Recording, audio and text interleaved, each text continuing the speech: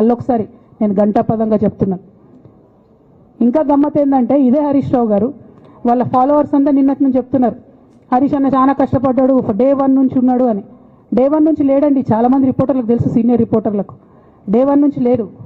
పెద్దసారు TDP నుంచి బయటకు వస్తుంటే మామయ్య మనకెందుకు, డిప్యూటీ సీఎం మనం ఎందుకు రాజీనామా చేయాలి, ఈ ఉద్యమం ఏమవుతుందో, ఈ పార్టీ ఏమవుతుందో మనకు రిస్క్ ఎందుకని ఆనాడు ఈనాడు పేపర్లో వచ్చింది.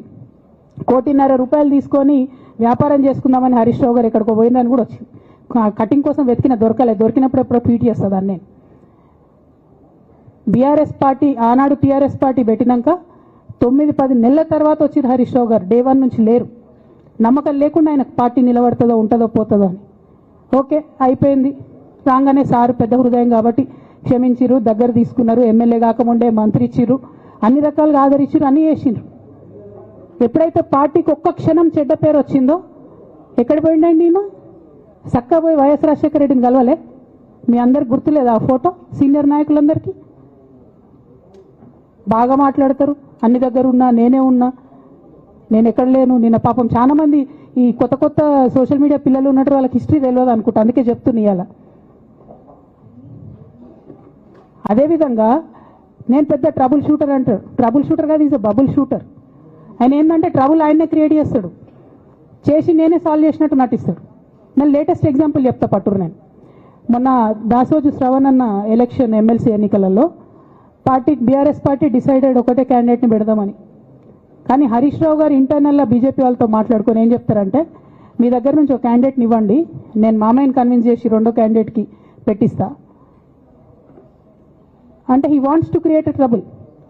ఈ క్రైసిస్లో ఆల్రెడీ మన పార్టీలోకి వెళ్ళి 10 మంది ఎమ్మెల్యేలు వెళ్ళిపోయినాక, 38 మందిలో 10 మంది పోయినాక నువ్వు ఇంకో సెకండ్ క్యాండిడేట్ని పెడితే ఎంత కన్ఫ్యూజన్ అవుతుంది? ఎవరెవరు ఎటెట్ ఓట్లు వేస్తారు?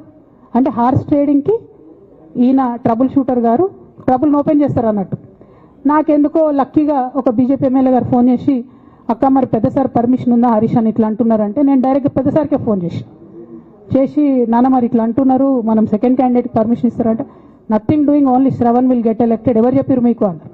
అంటే నేను ఆ విషయం వెంటనే అటువైపు కన్వే చేసిన, లేదండి మాకు అట్లాంటి ఆలోచన లేదు. ఎందుకు ఈ రీసెంట్ ఎగ్జాంపుల్ చెప్తున్నా ఇవాళ అంటే, హరీష్ రావు గారు ట్రబుల్ క్రియేట్ చేసి ట్రబుల్ని మాఫీ చేసినట్టుగా ప్రయత్నం చేస్తారు. బీఆర్ఎస్ కార్యకర్తలందరికీ నేను నా తమ్ముళ్ళకి రిక్వెస్ట్ చేసి చెప్తున్నా, మా చెల్లెలకు రిక్వెస్ట్ చేసి చెప్తున్నా, మీకు పెద్ద స్థాయిలో జరిగే అన్ని విషయాలు తెలియకుండా అందరూ మన వెల్ విషర్స్ అనుకుంటారు. అది మీ తప్పు కాదు. ఎందుకంటే కేసీఆర్ సార్ అంత ఓపెన్ మైండ్తో ఓపెన్ హార్ట్తో ఉంటారు కాబట్టి బీఆర్ఎస్లో ఉన్న అందరూ అట్లే ఉంటారు అనుకుంటారు. కానీ చాలా మందికి చాలా హిడెన్ ఎజెండాస్ ఉన్నాయి. ఒక పక్క కాంగ్రెస్తో కలిసి ఉన్నారు, ఇంకో పక్క బీజేపీతో మాట్లాడుతున్నారు, ఎవరితో అవసరమైతే అటు మాట్లాడుతున్నారు. అదేవిధంగా 2000